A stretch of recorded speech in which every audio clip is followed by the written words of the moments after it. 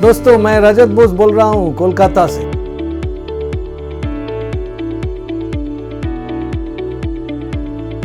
दोस्तों, आज हम लोग डिस्कस करेंगे, पिछले बार जो बोला था कि बाज़ार में रहने के लिए क्या क्या करना चाहिए। मतलब आप बाज़ार में रहेंगे कैसे, रहेंगे तभी आपका लॉन्जिविटी तभी इंश्योर्ड होगा, बाज़ार में रहना तभी इंश्योर्ड होगा अगर आपने रेगुलर बेसिस पे पैसा बनाते हैं। You are making money every time, वो अगर हो पाए तभी होता है। मैं अभी आपको निवेशक के रूप में कैसे लॉन्ग टर्म पे आप रहेंगे उसी के बारे में बात करता हूँ। निवेशक के रूप में आप कैसे बहुत लंबी अवधि के लिए बाज़ार में रहेंगे उसके बारे में बात करने जा रहा हूँ।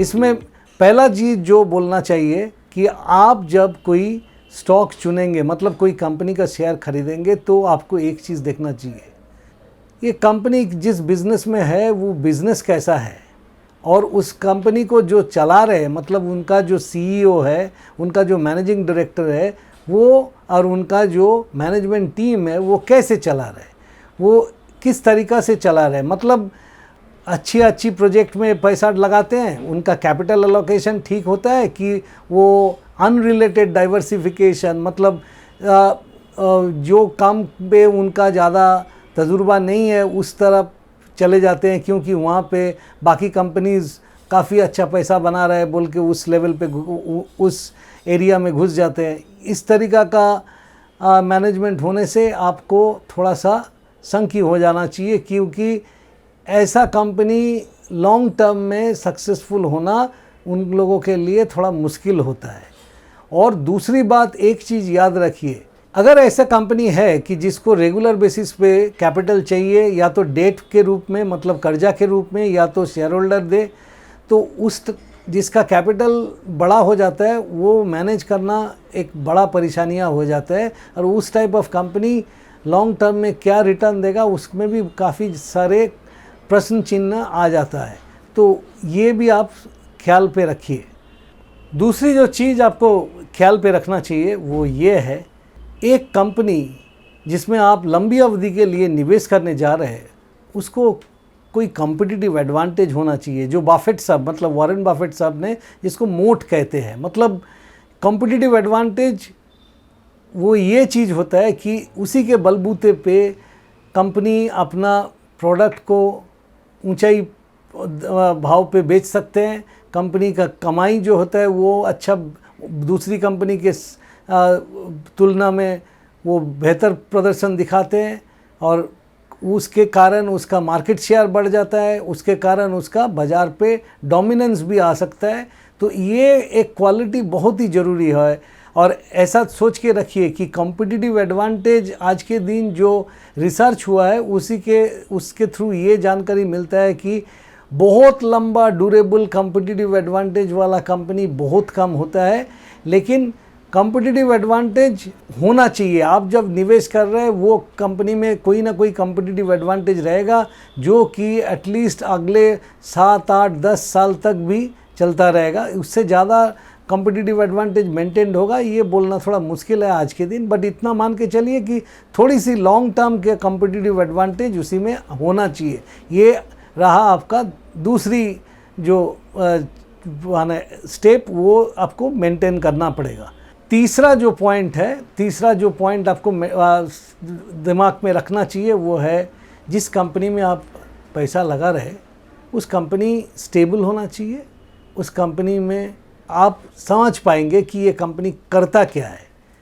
आप बोलेंगे इस तरीक़े से तो आप कोई टेक्नोलॉजी कंपनी या कोई कॉन्ट्रैक्ट रिसर्च कंपनी फार्मास्यूटिकल में, या तो कोई कॉम्प्लेक्स फॉर्मुलेशंस कंपनी, ये सब आप समझ नहीं पाएंगे। देखिए, बात ये है कि अगर आप टिप्स के भरोसे में पैसा लगाना चाहते हैं, तब आप जिस कंपनी को समझता नहीं है कि वो धंधा कैसे करता है, पैसा कैसे बनाता है, तब आप वो सब में जाइए। अगर आपको ये जानकारी है कि वो क्या करता है और कैसे पैसा बनाता है, और ये पैसा बनाना आगे जाके भी चलता रहेगा, तब ठीक है। और उसके बाद भी हम लोग बहुत जल्दी एक चीज़ देखेंगे कि वो भी जानकारी आपको चाहिए, बट फिलहाल इतना समझिए कि आप उस कंपनी क्या करता है। जैसा एक चीज़ मैं बताता हूँ, आईटीसी सिगरेट बनाता है, आईटीसी का होटल बिजनेस है, आईटीसी चॉकलेट्स भी बनाता है, आईटीसी एफएमसीजी गुड्स मतलब ये सब भी बनाता है। हिंदुस्तान लीवर को देखिए, ये एफएमसीजी प्रोडक्ट्स बनाता है, ढेर सारे साबुन भी बनाता है, खाने का चीज़ भी बनाता है जो आप रेगुलर बेसिस पे यूज़ करते हैं।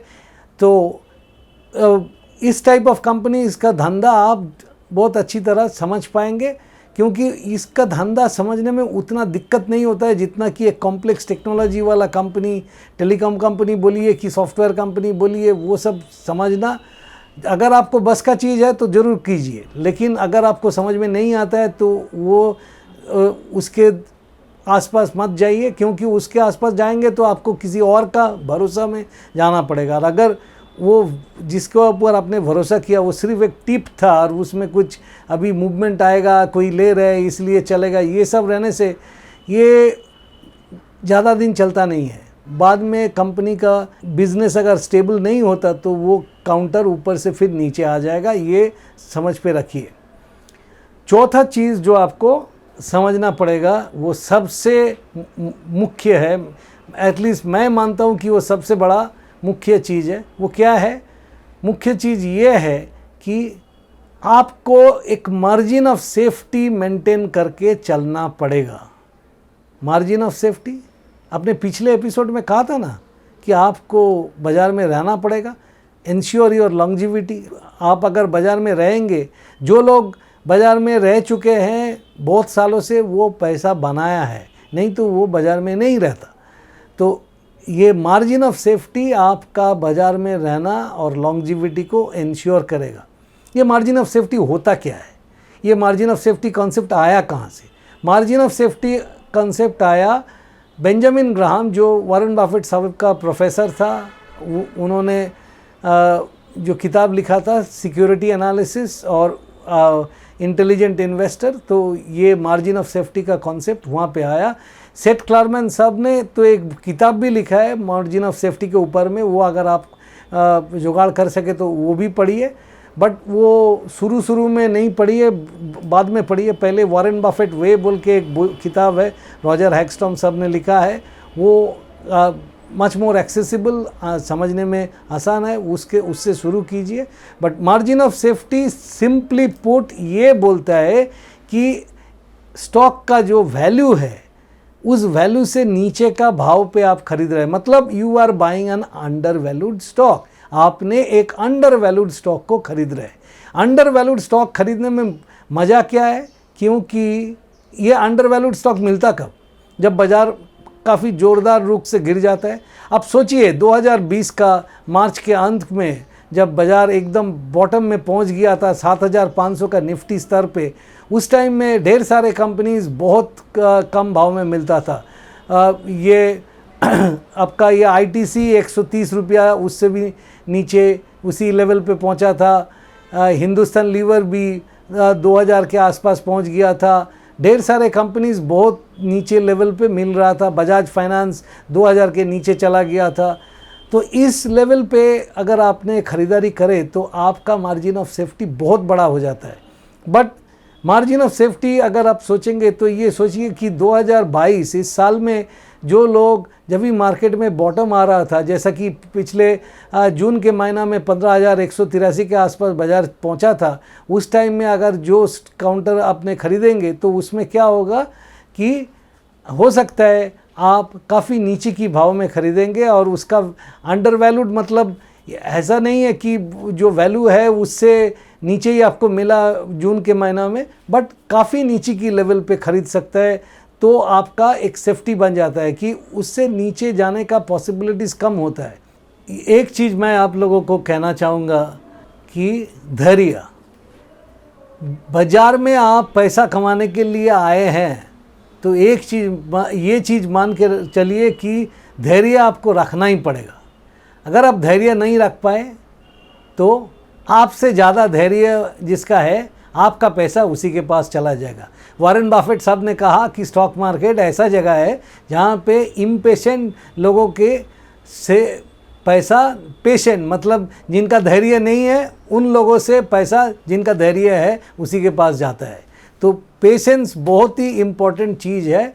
और दूसरी जो चीज़ मैं कहना चाहूँगा, थोड़ी देर पहले जो मार्जिन ऑफ सेफ्टी का बात कह रहे थे, मार्जिन ऑफ सेफ्टी में कुछ लोग जो ग्रोथ इन्वेस्टर, मतलब कंपनी हर साल उनका जो सेल्स है, जितना माल बेचता है उसका फिगर, या तो उनका जो कमाई होता है, अर्निंग्स का ग्रोथ, सेल्स ग्रोथ, ये सब ग्रोथ होगा, तो वो लोग एक चीज़ बोलते हैं कि अपने ऊंचाई पे, हाई पी पे पैसा लगा सकता है, कोई प्रॉब्लम नहीं है, क्योंकि आने वाले सालों में जो ग्रोथ आएगा इस कंपनी में वो सब जस्टिफाई कर देगा। देखिए बात यह है कि ऐसा होता नहीं है, कुछ कुछ क्षेत्र में और कुछ कुछ कंपनी के लिए ऐसा बात नहीं है, होता है, बट वो बहुत कम। जो होता है कि जब ये हेडी ग्रोथ दिखाता है तो उसका पी भी काफ़ी ऊंचाई पे होता है। मान लीजिए कि कोई कंपनी आपने ख़रीदा 70-80 पी में, एक्चुअली आप क्या कर रहे हैं, उसमें आप 1 रुपया अर्निंग्स को ख़रीदने के लिए 80 रुपया बाज़ार में आप देके उसको ख़रीदता है। 80 पी के मतलब 1 रुपया का नफ़ा आप 80 रुपया में ख़रीद रहे हैं, ये सोच के रखिए। तो इसी तरह इस इतना ऊंचाई पे अगर आप ख़रीदेंगे और बोलेंगे कि ग्रोथ चला जाएगा, तो ग्रोथ में सब कुछ जस्टिफाई कर देगा। तो बेंजामिन ग्राहम, जो वॉरेन बफेट साहब का प्रोफेसर है, उन्होंने एक चीज़ कहा इसके बारे में, अपना इंटेलिजेंट इन्वेस्टर बोल के जो किताब लिखा है उसमें उन्होंने ये बोला कि जब भी आप फ्यूचर ग्रोथ का बात करेंगे तो आप एक्चुअली स्पेकुलेशन करते हैं। ये एक स्पेकुलेटिव चीज़ है कि आगे जाके ग्रोथ होगा। एक चीज़ बताइए तो, किसको पता था कि कोविड जब होगा तब महीनों भर लॉकडाउन चलता रहेगा, हर बार लॉकडाउन एक्सटेंड होता रहेगा, सारी दुनिया में इतना परेशानियां चलता रहता, वो किसको मालूम था? 2019 में, 2020 का जनवरी में भी किसी को मालूम था कि ऐसा होने वाला है? नहीं था।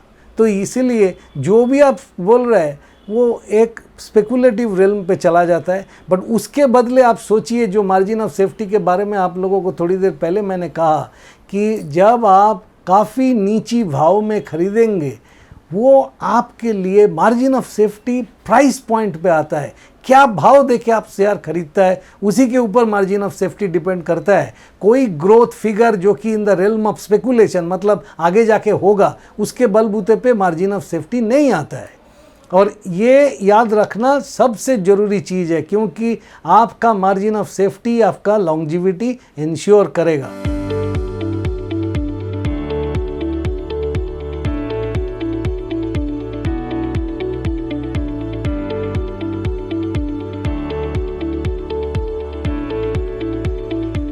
अभी मैं थोड़ा टेक्निकल बात करूंगा। टेक्निकल मतलब टेक्निकल एनालिसिस का मैं बात नहीं बोल रहा हूँ, मैं बोल रहा हूँ कि जो प्रॉफिट एंड लॉस अकाउंट होता है, इनकम स्टेटमेंट होता है, उसी के बारे में, कि आपको ऐसी कंपनी में पैसा लगाना चाहिए जिसका ऑपरेटिंग प्रॉफिट, मतलब जो माल बेचता है और जो कॉस्ट ऑफ गुड्स और सर्विसेज जो होता है उसको उससे डिडक्ट करना, मतलब उसको वहाँ से माइनस करने के बाद में एक पॉजिटिव फिगर होना चाहिए।